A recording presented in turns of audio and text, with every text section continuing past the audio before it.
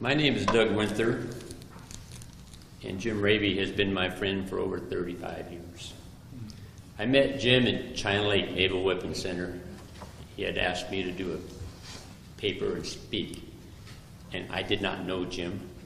I knew that he was in charge of this Naval Weapons Center electronics, and he knew generals and probably presidents and potentates, and very important man. I was very nervous.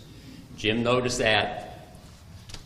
He said, "Are you Doug?" I said, "Yeah, I'm Doug." He says, "I can tell you're nervous. It's okay, don't worry about it. Just do the best that you can." And that's been, I think, his philosophy, and I've learned that from him through the years. My second meeting with Jim was a little bit more confronting. Jim sat down, and I sat down in front of Jim. And I was dressed probably kind of like I'm dressed right now. And Jim Raby, he pulled a pair of scissors out of his desk. And Jim said to me, "Doug, I don't ever want to see you wearing a tie when you come up to see me. Take that tie off." So for my friend Jim, that is a tribute to my buddy.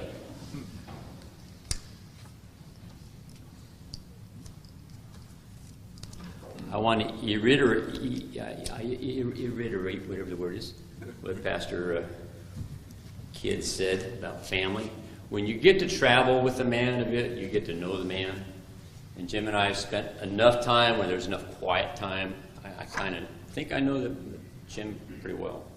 He always had time on every occasion to discuss his wife and how much he loved his wife, and how good they were together and the things they did together. And son David, equally. He could hardly wait till David came to work, and they worked together, became partners. When David got engaged, that was another high mark. However, when Jim Raby became a grandfather, you could not shut that man up. So all I can tell you is, Ashley, your grandfather loved you to pieces. You were pride and joy. Some of the other subjects I kind of wanted to go over was emails. When Jim first got on the internet, I got emails, I think, every single day of my life, sometimes 2 or 3. I got to a point where I could judge where Jim was on a trip, because I got less emails. If he wasn't feeling good, I got no emails. So I could kind of judge what he was going on in his life during that period of time. His emails were either funny, or they were uplifting. Sometimes they were a little bit on the political side, and we won't get into politics today, because I don't think anybody wants to do that. The other subject is fishing. Anybody that knows Jim, he wants to go fishing, right? How many guys did he ask to go fishing? Oh, we want to go fishing. Jim always liked to brag that he's going to catch the biggest fish. And I didn't take that very well. I said, I'm going to catch a bigger fish. But for some reason, no matter how many times we went fishing, it could be, I had the biggest fish in the boat. The last 5 minutes of the trip, Jim would blunker up there and beat me. So he always had the bragging rights. I noticed when I was looking at my brother Jim yesterday on the coffin, there's a bass with a hook in it. So I'm figuring by the time I get to heaven, Jim's going to have all the fishing holes all lined up. Know what to do. On some of the trips I took with Jim, we went to a number of places, Germany, Europe, other places. 2 of them were kind of really memorable. A time when Jim said, "Let's go to Hawaii." And I learned something from this experience. Jim said, "Let me borrow your credit card, and I'll book your trip to Hawaii." Well, I found out later, and he let me know real quick, but he booked his trip and my trip. But Jim picked up everything else. I think I came out ahead on the deal. So.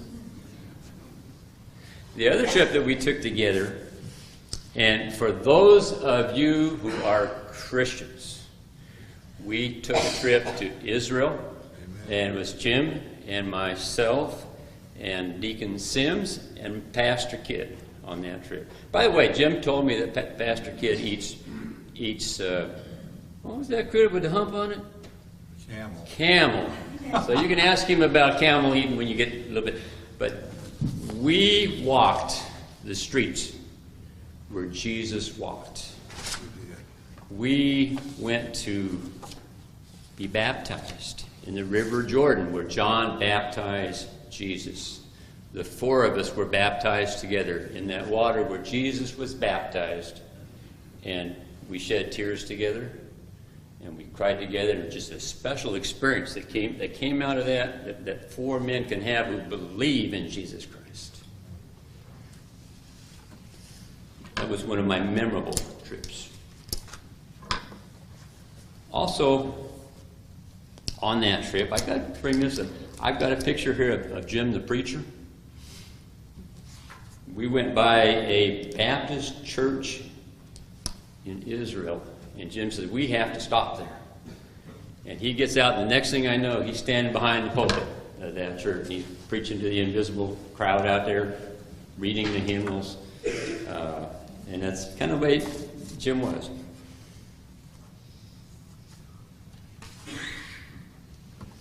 What I wanted to share as well is what, in my lifetime, what Jim has done for me and my family. When my wife passed away, my first wife, Jim, Ellen, and David were on an airplane, and they're out seeing me in Seattle probably the next day. Jim Raby hugged me. He prayed with me.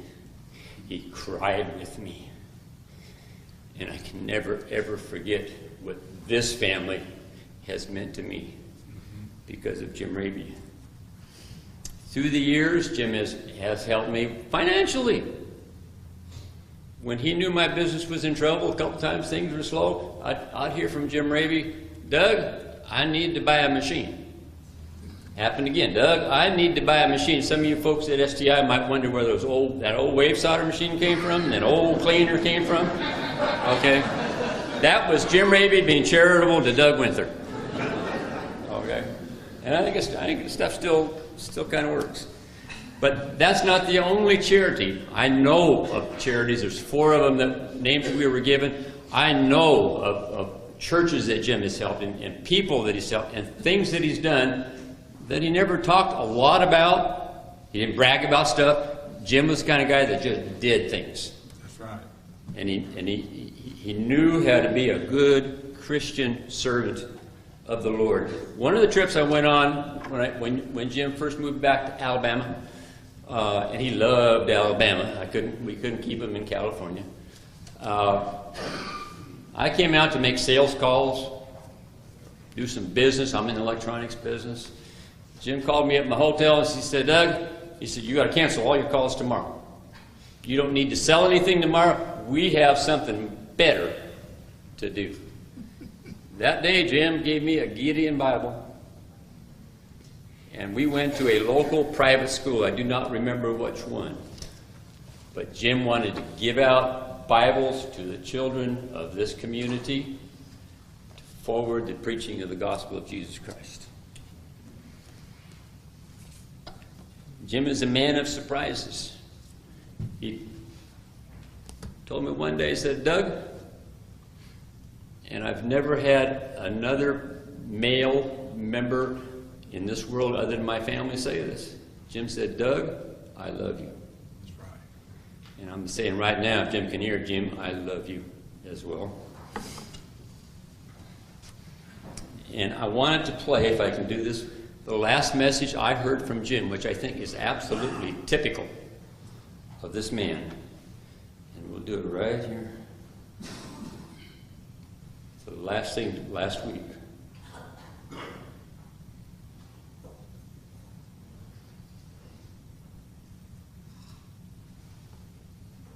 me try that one more time.